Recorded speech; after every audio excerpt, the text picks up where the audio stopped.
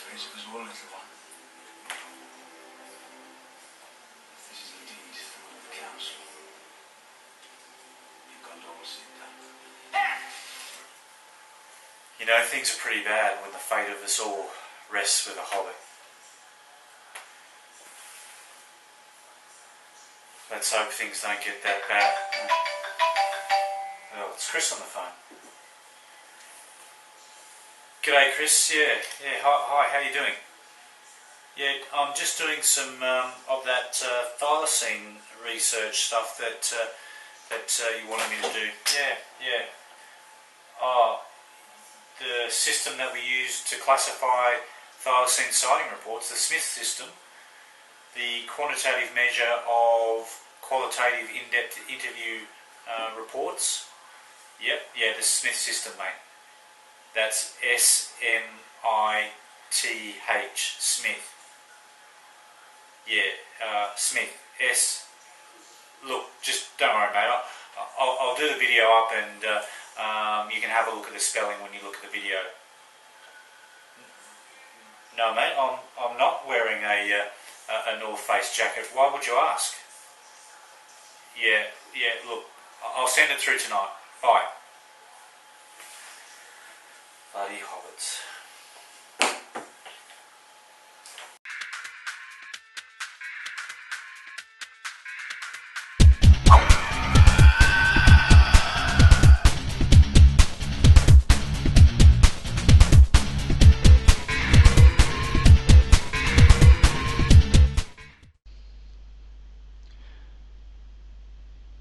Hi guys, as requested by Chris, this video is into the Smith system, which is the system that the Thylacine Research Unit uses to classify Thylacine or Tasmanian tiger sighting reports. If you're wondering how the Smith system got its name and also how to spell it, here we have up on the screen the 1980s report by Stephen Smith, the Tasmanian tiger. As you can see on the screen around this area here, the report and the investigation was sponsored by the World Wildlife Federation and the Tasmanian government. This investigation by Stephen Smith was probably the most comprehensive search that's ever been conducted to determine whether the thylacine was still extant. So it's now 33 years old. Some fairly extensive field research activities that Stephen Smith conducted, and as part of that he interviewed hundreds of people who had alleged thylacine sightings, and in order to actually quantify those qualitative interviews, to score them, to rate them, to determine the likelihood that it could have actually been a thylacine that the witness observed, he developed a system which is now called the Smith system. So what is the Smith system? The Smith system is a quantitative way of scoring or assessing how good an individual thylacine sighting is. The best way to explain how to use it is to actually give you a demonstration on an actual sighting report. It's important at this stage that we pass on some acknowledgement to a dedicated follower of the Thylacine Research Unit on both YouTube and Facebook, and that is Luke Ratcliffe. So there's a photo of Luke and his number one son. Luke's a fantastic supporter of the Thylacine Research Unit. If you're not a friend with his on Facebook, make sure you search him out. Very passionate, and something that we certainly admire at T.R.U. So Luke has been good enough to collect a number of his own sighting reports from witnesses, so we're going to use one of those to actually demonstrate how to use the Smith system. Okay, on the screen I've got the sighting report that Luke has prepared. I haven't formatted it, I've just put all of the text there together so that we can assess it. So what we need to do is we need to read through it and then apply the various categories of the Smith system to actually work out the score for this particular sighting. It's important to say right up front that the Thylacine Research Unit believes 100% that 99 out of 100 people who believe that they've seen a thylacine actually do believe that they've seen a thylacine. Now that doesn't mean that they have seen a thylacine. It's very easy to think you've seen something when you haven't. You've been mistaken. So we think that most people are honest. They think they've seen a thylacine, and that's why they're reporting it. So we take their report and we then put it through the system, and we can see here that this person with name was Karen. They preferred to keep their surname unknown, and this is where the first part of the Smith system starts to be applied. We have to make an assessment on the person's familiarity with native fauna, in particular with Tasmanian animals. So when you're actually out interviewing the person, you need to assess their credibility and their reliability. So in this first thing, we can see here the little or no knowledge of Tasmanian animals would score 0 on the system. If they're quite familiar with most animals in Tasmania, 3, and if they're very experienced, perhaps they're a zoologist or field naturalist or a wildlife artist, for example, then they might score a higher score. So in a written report, and the ones that are made to the T.R.U website, like this particular one, we would actually have to go through and see whether we can determine that and potentially follow up with the actual person. So we can see here that all we know is that that Karen took place at her homestead. Some dogs peered out the window. Some details here about that she believed that it was a Tassie tiger. Quite obvious stripes. Began to make a hasty retreat, and it was only witnessed by a single person. So from that, we can't really tell a lot about Karen. So but what we might do is we might sort of sit there and say, well, let's take a middle of the road approach. She seems to have been able to identify that the fact that she believes it was a Tasmanian tiger, so we'll give her the benefit of the doubt to say that she's quite familiar with most Tasmanian animals.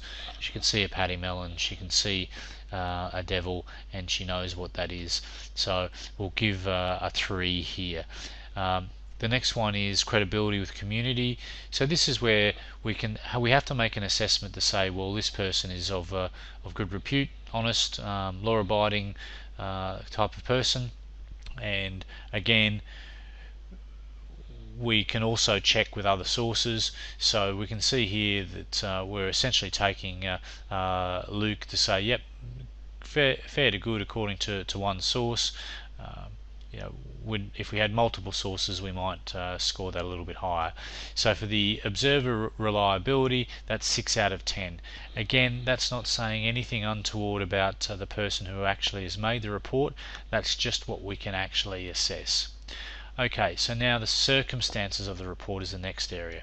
So the distance, okay, distance between the observer and the animal. So we go back up here and we have a look, right, at what we can see from the actual text of the report. If we're out in the field interviewing Karen, we'd be saying, how far from between you and the animal? So if you are going to collect sighting reports, it's a good question to ask. So we can see that I peered out the window and she saw a dog moving quite quickly from where she had her water balls placed. So it's obviously her own dogs that she's had the water bowl placed for, so you would imagine that it was fairly close. We have to make some assumptions here, so we can probably say that it's within the 50 to 99 meter range, and we'll in fact I've actually said that it's less than 50 meters if it's out the back of a house, so we've said that it's 3. The duration. So the duration, you can see it's only quite quite fleeting, so we'll just say that it's 1 to 5 seconds, so we'll bold that, and we'll just change this score here. So that will change the outcome. We then move up to the next area, the visibility, good visibility, line of vision not interrupted or obscured, so that's 2 points. How many people were involved? Was witnessed by a single person, so we just go back here and we highlight the 0. So more than one people needed to score extra points on the Smith system for the observer. So we go back and we add up that category, so we have 2, 3, 6, so this one is 6 out of 10. So give that one 6 out of 10. The next area is the description of the animal. So we then have a look at what we see is the general body color. So is there anything in here that actually talks about the body color of the animal? So we can go back, dog's frantic, the tail struck me as unusual in comparison to a normal dog. You can see that was at night. Dogs were clearly disturbed. I couldn't tell what color it was, and that's actually probably a good sign at night, because color is obviously hard to discern, but unfortunately it means that we get a lower score here. So we start and say there's no color, or it says it's black, so no color, couldn't see it. Height from the shoulder, right? So this is where we say whether it's within the right sort of size for a thylacine. Okay, so you can see here that there's no size indication of it. Dogs came inside, similar behavior to dogs, no recollection of sound. So no description, so we have to score that as a 0. Unbold that. Body markings, dark vertical stripes on torso. So I want to believe to be a Tassie tiger. It was dark, I couldn't tell the colour. It was, but stripes on the back and rump appeared quite obvious. It made a hasty retreat. So basically it's saying that we had stripes, so we've given 5 there. Distribution of stripes extended from the whole. Yep, so we basically can give that 2, because it does talk about the back and the rump. So that's okay. So tail, no description, thin, bushy, so we can give that a higher mark because it said that it was quite unusual in the description. So we'll go back up and add this particular area, and we have 5, 0, 7, 12, so we give this 12 out of 25 up here.